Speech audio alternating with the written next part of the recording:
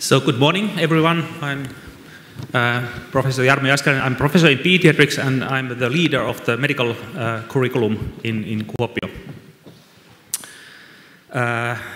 We were asked to present our strengths and good practices for the future medical education at each medical schools, and I'm naturally presenting the good practices done at our university. First, planning of education. I think our planning process is systematic, it's clear, it's clearly scheduled, it has strong student involvement, and it always starts with previous feedback, both at the subject level and at the study year level. We have a common faculty of health sciences, so it's not only medicine, it's also pharmacy, nutrition, nursing, and so on. We have a common educational committee which enables synergy with also these other curricula, even curricula from other faculties, which enables multidisciplinary studies. We have nowadays detailed core content analysis in most subjects, and in some subjects it's a common analysis with other medical schools. Then implementation of education. At the new curriculum, and at the preclinical phase, we have now integrated organ system-based curriculum. This means that we don't teach physiology, anatomy, and so on separately. We teach them all together in a special classroom which enables team learning and close interaction with students themselves and with students and teachers. During clinical phase, we have mostly case or problem-based learning, which enables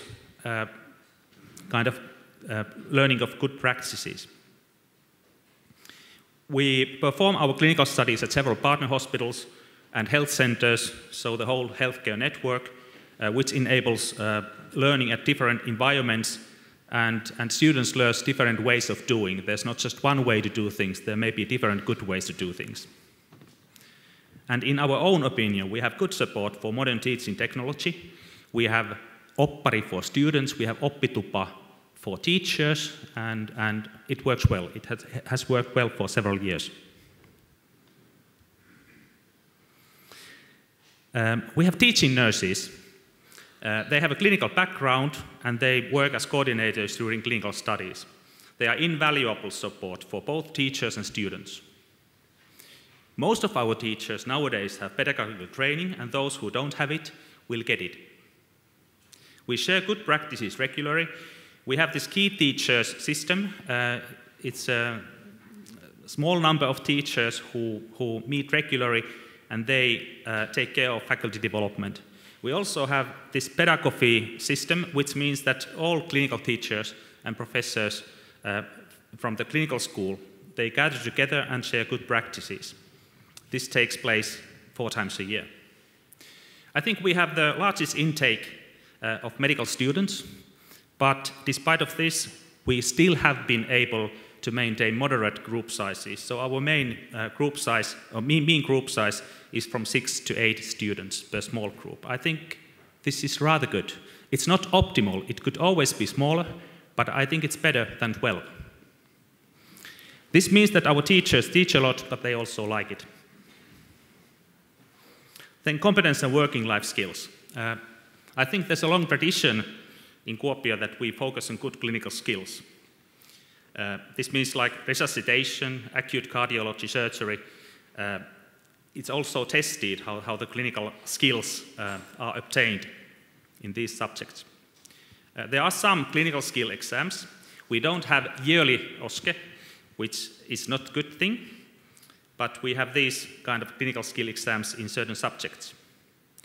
I think we were the first to have this clinical skills studio, taitostudio, in Finland. Nowadays, I think we have this in most medical schools. Training of interaction skills is also a long tradition, which still goes on. And we also use professional actors in these studies. We have some multidisciplinary studies with nurses, social workers, and so on. They are voluntary, they will be obligatory, and there's more to come. This report is from 3 years past. So young physicians qualified in the beginning of this millennium were asked how education provides competence for working life, for working in primary care.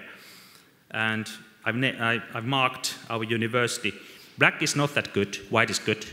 And I think we did reasonably well for giving this competence to working in primary care.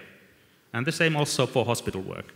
So I think these basic clinical skills we have obtained reasonably well. Of course, this study was done actually 5 years ago. It was published 3 years ago. And I'm not sure about the current situation. I hope it is as good.